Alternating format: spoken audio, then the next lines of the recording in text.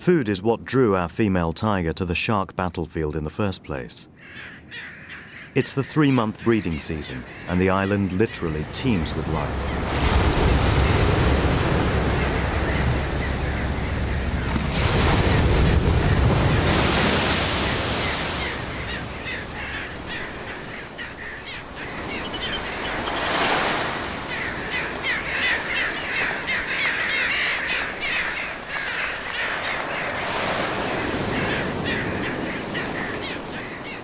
Millions of seabirds come here.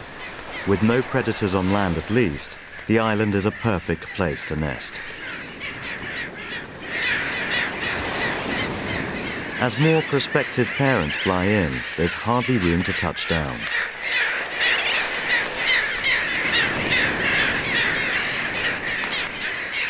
But this carpet of sooty terns provides surprising benefits for sharks. Each day, the parent birds bring back hundreds of tons of fish and squid.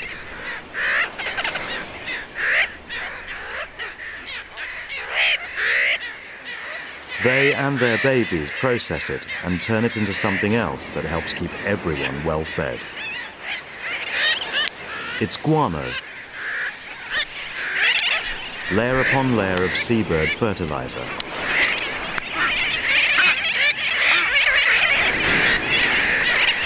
All it needs is water and a good stir.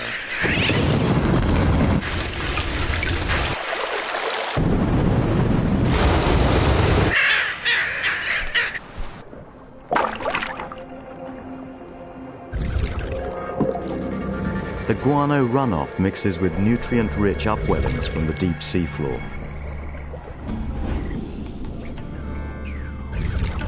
Creating exceptionally fertile waters, the basis of a busy food chain.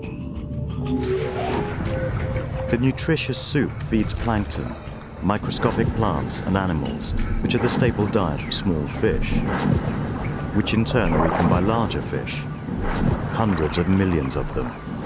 And at the top of the chain, sharks, hundreds of them.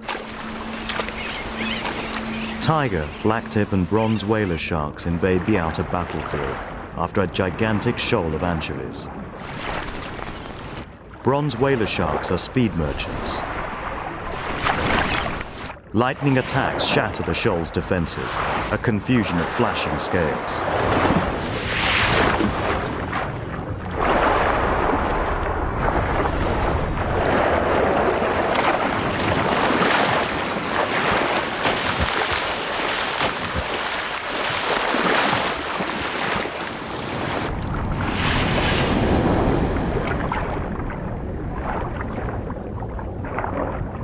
The tiger sharks are not fast enough to keep up with this crowd.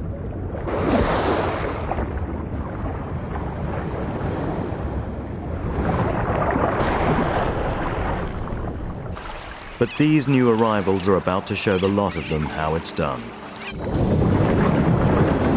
Brooder's whales. While sharks take a single fish in each attack, these monsters take 100 kilos of fish with a single lunge.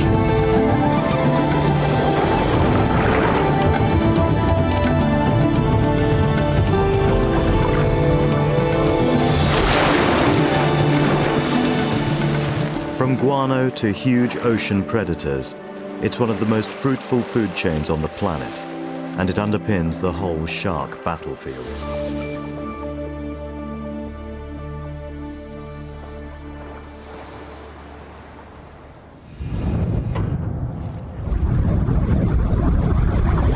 Across the island, there's another gathering.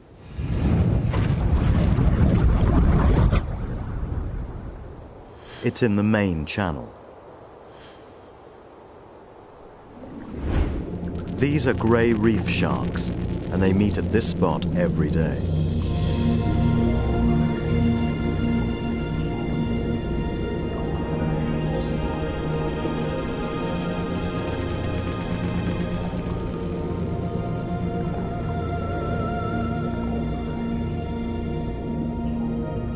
They've got to keep moving or they'll sink and drown, but they can rest by hanging in the current.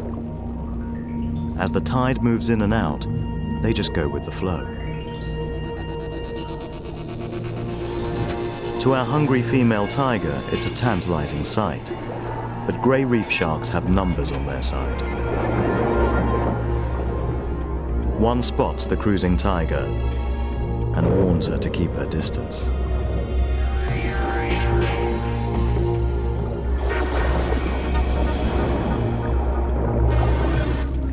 The body language of the smaller shark is crystal clear. By swimming in this strange, stiff manner, snout up, pectoral fins down, it signals that the tiger should back off. And although it's just a quarter of the tiger's size, a grey reef shark could seriously damage her by slashing at her gills.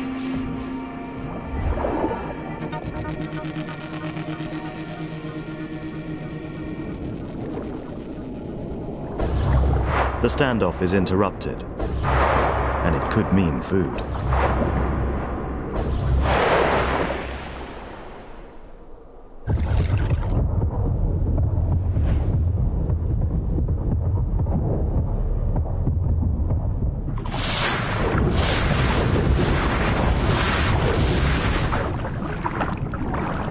It's a shoal of spawning parrotfish.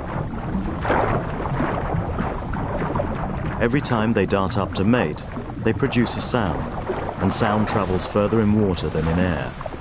It's a dinner bell for sharks.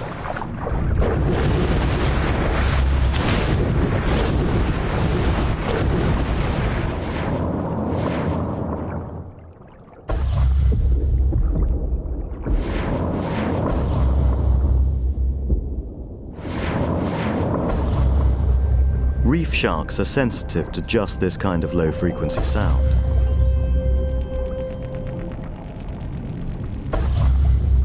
Our tiger registers the racket too, and white tips join the scramble.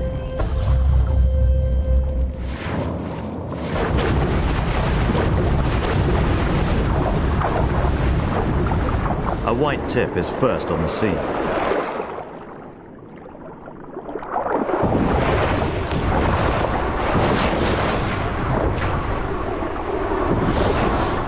The parrotfish are in a spawning stupor and slow to react. The white tip catches one, but with a larger grey reef shark arriving, can it keep its catch?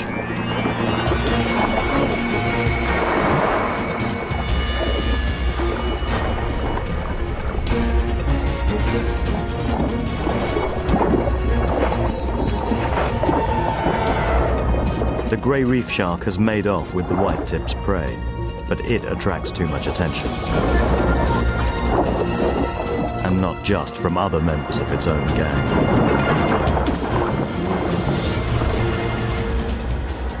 Our tiger shark's back, and she's picked up the smell of sliced fish.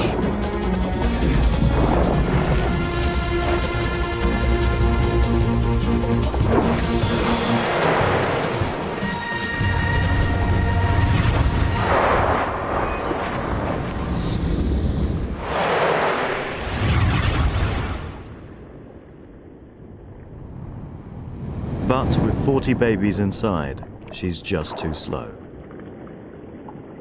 The reef shark keeps its fish. The pregnant female will have to draw upon her own fat reserves so her unborn pups can grow. They're now 6 weeks from birth, but they'll need to develop some more before they're ready for the outside world. Their mother heads again for deeper water.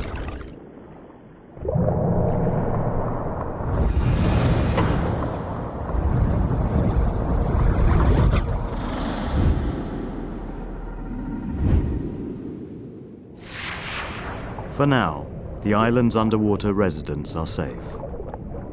But even sharks have problems. There are times when even sharks must call a truce, moments when food is not the top priority.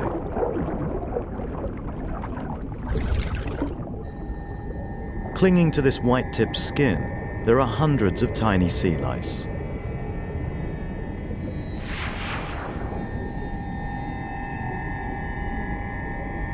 They suck its blood and damage its chainmail suit.